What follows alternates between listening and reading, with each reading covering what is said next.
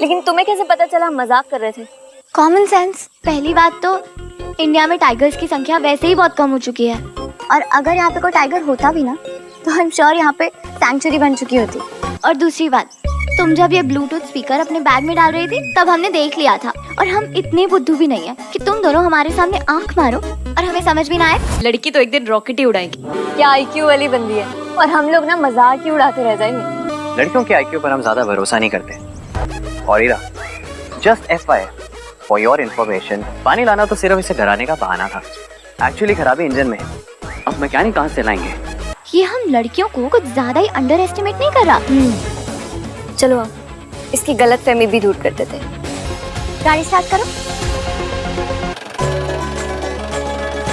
ये कैसे किया तुमने? हम क्यों बताएं? हमसे कह देती, हम भी थोड़ी हेल्प कर देते। वो क्या है ना कि हमें भी लड़कों के आईक्यू पर उतना भरोसा नहीं।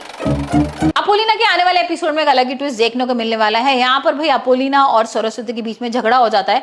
मतलब यहाँ उसको भोग वगैरह बनाना होता है, छन्ना मिर्च बना के रख भी देती है, लेकिन यहाँ भाई वो ना बर्तन वगैरह मांजने लगती है। अब जैसे बर्तन मांजती है तो यहाँ सरस्वती बोलती है कि तुमने तो झूठे हाथ कर लिए और तुम्हें पता है कि ये बहुत बड़ा पाप होता है। लेकिन वो जैसे यहाँ पर ये बताती है कि भाई देखो, ये छोटी बच्ची मांज रही थी बर्तन तो मुझे मांजने पड़े, और ये तो बहुत बड़ा क्राइम है ना। आप ऐसे कैसे किसी छोटे बच्ची से काम करा सकती हो? इस बच्ची के हाथ में तो आपको भाई किताबें देनी चाहिए, पेन पेंसिल देनी चाहिए, और यहाँ पर उसको पढ़ना चाहिए, लेकिन आप उससे काम करा रही हो। और इसी बात को लेके महादेव, श्लोक और सारे घर वाले बहुत इंप्रेस्ड हो जाते हैं भाई, क्योंकि अपोलिना बहुत अच्छी बात कह रही है।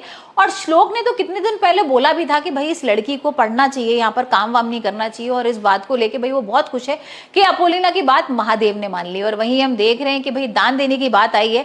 अब दान देने में भाई सरस्वती उसको मजा चका देती है। मतलब यहाँ पर अपोलिना को बोलती है कि अपोलिना अब तुम्हारी बारी है, दो दान, तुम क्या देना चाहोगी, कितना पैसा दोगी? और यहाँ पर भाई अपोलिना के पास तो उतना पैसा होता नहीं है, तो यहाँ पर वो श्लोक का पर्स मंगाती है सरस्वती और बोलती है बताओ भाई कितना पैसा देना है, मैं श्लोक के पर्स में से दे देती हूँ। यहाँ पर अपोलिना मना कर देती है कि मुझे इन सब चीजों की जरूरत नहीं है, और कुछ ही देर बाद वो किताबें ले आती है। वो किताबों को तो भाई सरस्वती बोलती है क्या कूड़ा उठा के ले आई हो तुम, ये बंडल का क्या करेंगे बच्चे? और यहाँ पर वो एक्सप्लेन करती है कि भाई जो अनाथ आश्रम में आप भेज रही हो ना सारा सामान, सोना चांदी पैसे, वो तो उनके लिए थोड़े दिन का काम है, लेकिन जो मैं किताबें भेजूंगी ना वो जिंदगी भर उनकी भाई नॉलेज देंगे उनको, और उनको विद्या मिलेगी, और ये सबसे बड़ा काम है। और इसी बात को लेके महादेव और सारे लोग तालियां बजाने लगते हैं। तो अब आने वाले एपिसोड में हम देखेंगे किस तरीके से श्लोक और अपोलिना करीब आते हैं, और क्या अपोलिना को प्यार हो जाएगा श्लोक से।